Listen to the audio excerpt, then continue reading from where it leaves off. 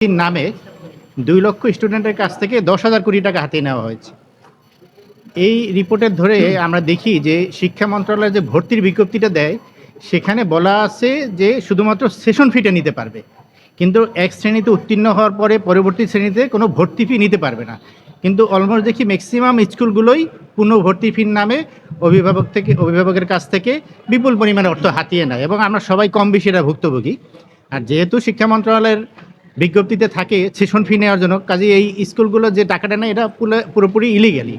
এই বিষয়টি আমরা আজকে মহামান্য কোর্টের নজরে এনেছি এবং একটা রিট ফাইল করেছি, যেখানে আমরা চেয়েছি যে এই বিষয়টা যাতে স্কুলগুলো ফার্দার নিতে না পারে এই জন্য একটা মনিটরিং সেল গঠন করা হোক এবং এই যে ভর্তি ফির নামে যে টাকা গ্রহণ করা হয় সেটাকে অবৈধ ঘোষণা করা হোক।